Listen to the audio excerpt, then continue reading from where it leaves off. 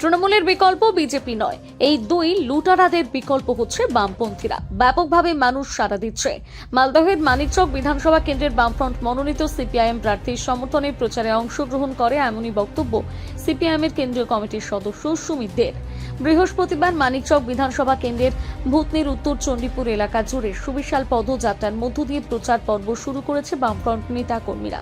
প্রার্থী দেবজ্যোতি সিনহা সহ সিপিআইএমের কেন্দ্রীয় কমিটির সদস্য সুমিত দে ও কয়েকশো কর্মীর সমর্থক মিলে পদযাত্রা বের হয়। পায়ে হেঁটে মানুষের পারিবারিক সুবিশাল মিছিল করে পৌঁছে যাচ্ছে বামফ্রন্টের নেতৃত্বরা। 10টি বুথের মানুষের কাছে পৌঁছে যাওয়ার লক্ষ্য। পায়ে হেঁটে চলছে প্রচার। এলাকার রাস্তাঘাট, পানীয় জলের সমস্যা নিয়ে সাধারণ ভোটারদের সাথে কথা বলার পাশাপাশি বিড়ি শ্রমিকদের মজুরি বৃদ্ধিতে যে বামফ্রন্ট লড়াই করছে, বিড়ি শ্রমিকদের কাছে সেই সমস্ত বার্তা তুলে ধরলেন প্রার্থী দেবজ্যোতি সিনহা। একের পর এক গ্রাম ঘুরে ভোট প্রার্থনা করলেন সিপিআইএম প্রার্থী। সংবাদ মাধ্যমের মুখোমুখি হয়ে সিপিআইএমের কেন্দ্রীয় কমিটির সদস্য সুমিত দে বলেন, শুধু নির্বাচনকে ঘিরে মানিকচকে প্রচার হচ্ছে না। মানিকচকে আমরা প্রচার করছি গত 5 বছর ধরে।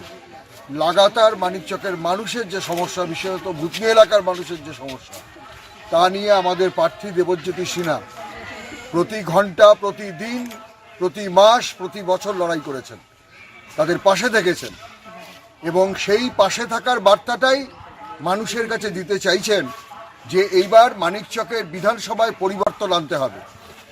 তৃণমূল কংগ্রেস তার কোনো দায়িত্ব পালন করেনি।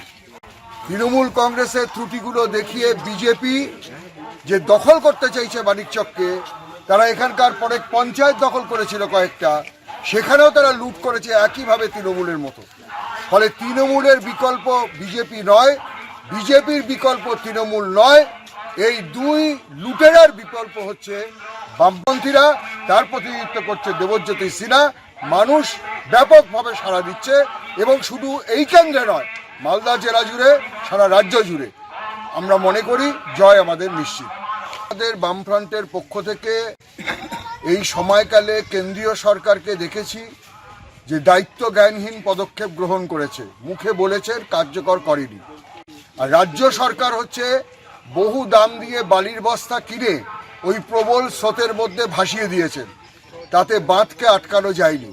বাঁধকে আটকাতে গেলে নদীর যে নব্যতা বাড়াতে হয়, বাঁধকে আটকাতে গেলে প্রকৃত অর্থে বাঁধের পাশের মানুষের নিরাপত্তাকে নিশ্চিত করতে গেলে যে ধরনের বাঁধ দেওয়া হয়, সেই ধরনের বাঁধ দেওয়ার কোনো ব্যবস্থা এই সময়কালের মধ্যে তারা গ্রহণ করেনি। মালদা থেকে পরিতোষ সরকারের প্রতিবেদন, নিউজ টুডে।